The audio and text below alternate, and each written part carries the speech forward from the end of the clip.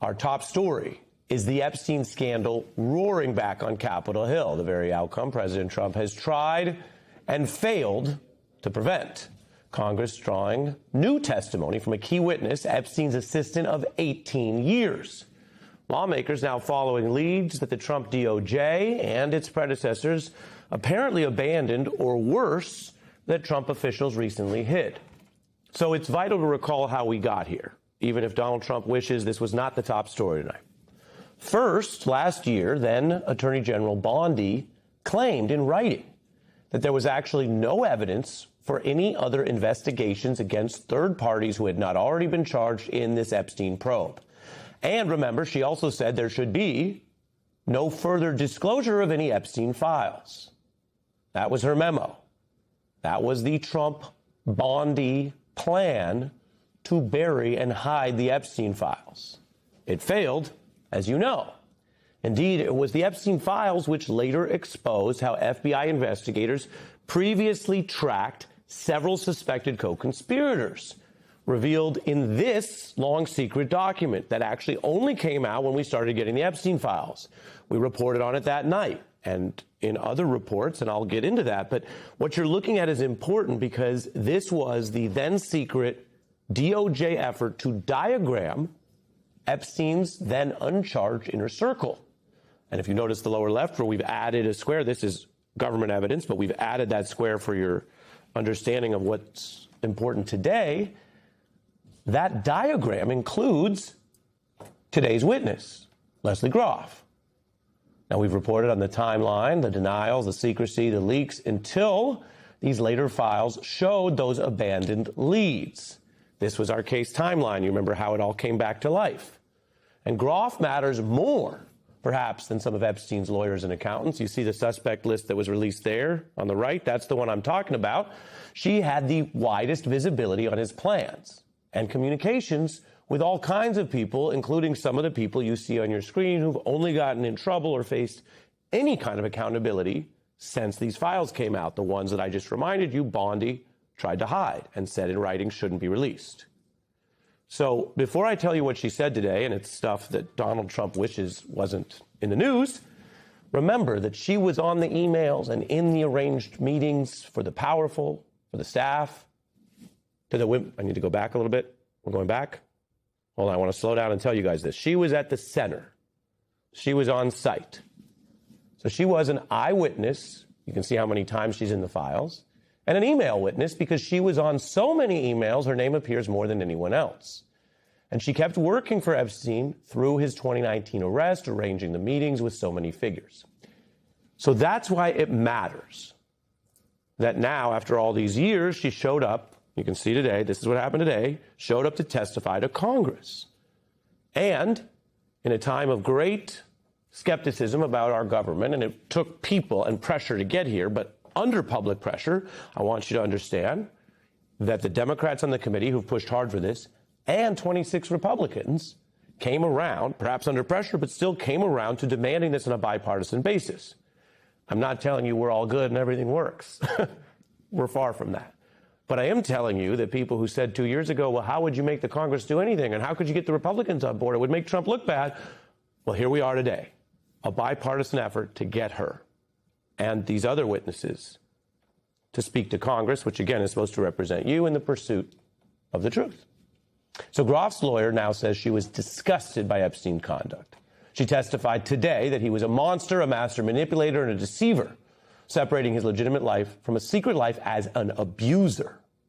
She recounts that she first took the job for about $50,000 a year, and that she tackled everything from scheduling to mundane tasks. She describes having to ensure today that he had his reading glasses at every single table at his home, so he never had to look for it. She told the committee that sometimes very late in the day, she'd have to source a dozen chocolate croissants made in New York to be delivered to Palm Beach by 9 the next morning. Amid those kind of details, she also asserts that she learned Epstein was actually a kind of a Dr. Jekyll and Mr. Hyde character. So her version of events, now that you see how central she was, and I've reminded you how Trump and Bondi fought for this ever to come out, her version of events is still that Epstein somehow hid his entire enterprise from her, even as she carried out this daily schedule and met his demands. Before I go more deeply into what she says, which is a kind of a defense of what she knew at the time, I want to give you a testimonial fact check. I'm reporting on her testimony. That's what she says. Before we go any further, I want you to know what other survivors say. They disagree with her account that she couldn't see any of this. They've previously stated that this key witness, Groff, arranged appointments with one victim when she was a minor and that it was, quote, pretty obvious Lesley knew what was going on, an account given to the FBI in 2021. Groff told the FBI that she viewed booking Epstein's massages as a kind of standard appointment.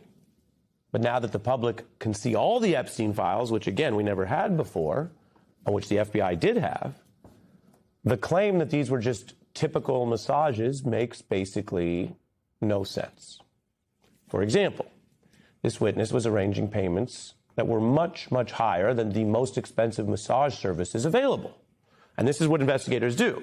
You don't always have all the evidence to show, oh, someone admitted a crime, but here was an arrangement for a $1,000 payment in 2017, which is about $1,300 today, just accounting for inflation. Even top five-star spas don't charge $1,300 for the best, sort of most celebrated masseuse they have in the most expensive resorts. She also cited payments to a girl for time spent on the island. Her other past emails, which we only got, of course, recently, show her awareness that one girl could not come because she was at school till 10 p.m. Others show a type of paid activity that goes beyond, say, an hour massage. She arranged at Epstein's request for a paid visit at the house that would start around 3, but staying into the evening. So that's just some of what we know. Today, speaking to the committee, she played down knowing that kind of thing. Lawmakers say that she was just distancing herself from what Epstein did. She saw no misconduct, she claims. One Democrat saying they want to get Groff on the record so that when we find out later she was lying, quote, we can arrest her. Lawmakers expressing their doubts about her claimed sort of naivete. It is highly inconsistent what she's maintaining, that she really didn't know Jeffrey Epstein. She arranged young women for massages with a registered sex offender. And I just question whether she can rightfully and truthfully maintain that she saw nothing improper. That's one lawmaker's informed skepticism. Now, Groff's claims of ignorance, what, by the way, under law can sometimes be deemed willful blindness, are also under pressure from the public accounts of Epstein's earlier misconduct and his famed Florida conviction. Now, I want you to know, like I said, we're going to tell you what happened today. This is new. This is brand new as of today. We didn't know this a few hours ago. Groff did try to address the Epstein history. She told lawmakers that after his arrest in 2008, Epstein lied to me and insisted he'd been blackmailed. He angrily said the allegations against him were false, that he had no idea that the woman he had contact with was a minor. In my mind, that was the reason he was treated so leniently by law enforcement for such a serious crime. Now, from the FBI to Congress, informed investigators have to weigh that kind of denial with how much else Groff would be in a position to witness or see, and how much she helped arrange, as documented in the emails and Epstein files, which under no other criminal case that we've covered in history would you get all the emails. So the old defense looks a little different when the public now has access to the things that the FBI and DOJ had for years and sometimes did very little with. Lawmakers also asking today if she arranged any contact between Epstein and Trump. Did she talk about scheduling meetings between Mr. Epstein and President Trump? Basically, arranging phone calls, I believe, was most of it. Just contact between, just arranging phone calls between President Trump and Mr. Epstein, yes. Did she give a timeline on when they were talking? I believe she referred to a time before Mr. Trump was president. So that's going back to a period where we know they were having contact and sometimes socializing. Now, she maintains she had no knowledge of any criminal activity, and she has never been charged. Survivors, though, and some legal experts say that may be the problem. They question how the FBI identified and mapped these suspected co-conspirators, some of them, as you see, redacted, and yet did not apparently legally pursue any except Maxwell, who's now getting those unusually favorable requests met as she gets special treatment from the Trump DOJ. We are here learning new things. And as some lawmakers said, if the denials do not hold up over time under the weight of evidence and investigation, getting them before Congress, it's a crime to lie to Congress, is itself useful. There are many different elements to the long-running Epstein scandal. And while some people rush to say, well, this means they can assume the worst about anyone they don't like for political or other reasons, and that has certainly contributed to some of the heat, that's not actually what matters.